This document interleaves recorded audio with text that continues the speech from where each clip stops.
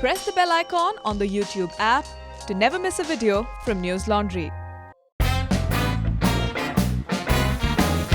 Hello and welcome to News Laundry Interviews. I have with me today from his hometown of Bangalore, Ramachandra Guha. Mr. Guha is one of our most well-known historians, India's most well-known historians, a prolific writer, a columnist, and I often have said that his book, India After Gandhi, should be prescribed in school syllabus because when I was studying ICSC, in fact, me and Mr. Guha went to the same school. Of course, I went a few years after him. History ended after we got independence. And unfortunately, I think what our generation or any Indian needs most of is how India was kept together, which I think your book does brilliantly. It's a difficult job because so much to cover in one book. So the recent, controversy regarding the column of yours where you called out the Central Vista project for the indulgence it is. Yes. Has this happened often in your career that you've written about something and it's not okay? When the Hindustan Times asked me to write, very briefly, in 2008, the Hindustan Times offered me a monthly column. I was running it every month. Manmohan Singh was Prime Minister. At one stage, the person handling the column had gone to Calcutta to cover the West Bengal elections. I had criticized Manmohan Singh and the management was currying favor with the Congress government and dropped that paragraph. So I stopped the column in 2011 for that. 2 years later, then the editor of the Hindustan Times, Sanjay Narayan, no longer the editor, solicited a meeting with me, said, we'd like you to resume your column fortnightly this time. And he said, I give you my assurance, nothing will be changed without your permission. So there's a history to this. Now, of course, Mr. Narayan honored the agreement, but he left a little later.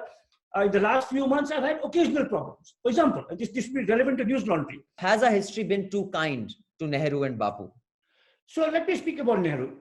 In his lifetime, Nehru was venerated excessively. After his lifetime, and particularly in the last 10 or 15 years, Nehru has been denigrated excessively.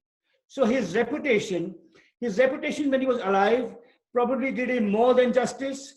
His posthumous reputation does him less than justice. He was an extraordinary man who contributed enormously to our freedom movement, to our nurturing of our democracy, to our plural and secular traditions. He had great failures. He had a blind spot about private enterprise. He should have focused much more on primary health and education. He stayed on too long in power. He should have retired after 2 terms in 1958. So he was a complex figure with great achievements and some substantial failures. But particularly the last 10 or 15 years, he's been demonized excessively. And this is for 2 reasons. Abhinandan, there's a statement of my mentor, the great Indian sociologist Andre Bete, which I like quoting, and I'd like to quote again for your viewers. Andre Bete said that in the Bible, it is remarked, the sins of the father are visited on 7 successive generations.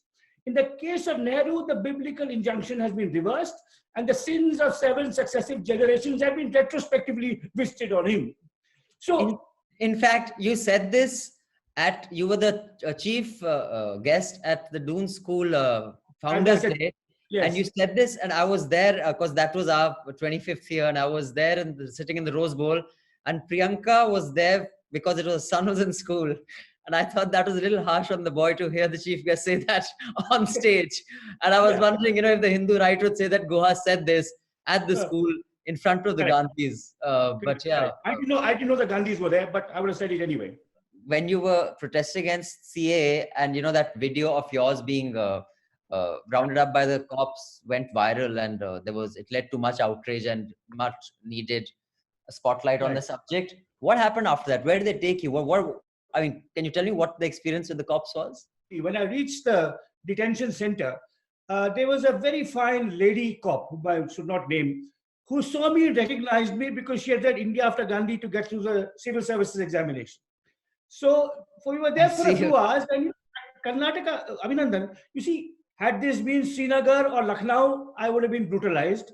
But in Karnataka, are very gentle. G.R. Vishwanath, Rahul Dravid, वो सीधे साधे लोग हैं, So I was fortunate. In fact, I told my wife in the morning, I said, there's a possibility I'll be detained, but don't worry, because this is not the UP or the J&K police. One more historical character that I would like to discuss with you, and maybe like I personally have read about him. I was ironically given a book by him.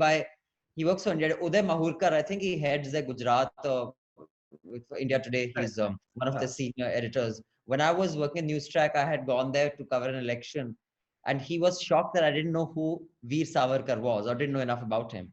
So he gifted me a book, uh, saying that you should read this because you have grown up on Gandhi and Nehru.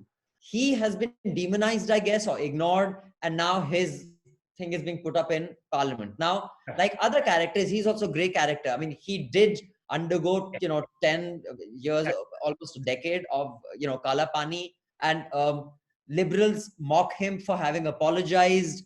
Is he also a character who had some heroism in him, which was never acknowledged by the liberal thinkers of your time? So, first of all, I completely agree with you that the fact that he wrote a clemency petition after a decade in the harshest prison conditions should absolutely not be held against him. I never would and I never do. Savarkar is a fascinating character. There's an early phase to his life where he is brave, idealistic, and promotes Hindu-Muslim harmony. At that stage, Gandhi and he are both promoting Hindu-Muslim harmony, but Savarkar is promoting violence and Gandhi is promoting non-violence. And in fact, Hind Swaraj, Gandhi's famous text, which is a debate between a reader and an editor, was written just after a major debate he had with Savarkar in London in 1909, on the occasion of Dasara, in fact. So that's the early Savarkar. Then he's jailed shortly after that exchange with Gandhi. And what happens in jail is two things. One, he becomes anti-Muslim. And secondly, he becomes someone who will not even use non-violence to get the British out, but will collaborate with them.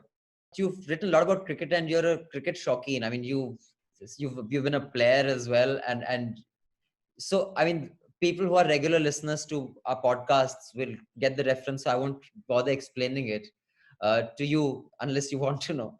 Do you think cricket is a sport or a game? And a person who's so well-read and educated as yourself, how do you distinguish between a sport and a game, and what is cricket? I think it's more a sport than a game. Okay. I think it's the most subtle and sophisticated sport or game ever invented by human beings. Really? But, yes, without doubt. And I'm clear on that. Well, particularly Test cricket. One of the analogies I'm particularly proud of is where I compared Test cricket to single malt whiskey, 50-50 cricket to Indian-made foreign liquor, and 20-20 to the local thara which you get down the road. To watch the full unedited interview, you'll have to subscribe to News Laundry and pay to keep news free. Because when the public pays, the public is served. And when advertisers pay, advertisers are served. And if you leave the job of sustaining news to advertisers, then news will serve large corporations and governments, because as you can see, government ads are what is running news these days. So to watch all our interviews unedited, not a single frame gone, to listen to all our podcasts unhindered, you're going to have to pay to keep news free, subscribe to News Laundry, and become a member of the community that keeps news alive and independent. Go to newslaundry.com, click on subscribe, and pay, and watch whatever you want.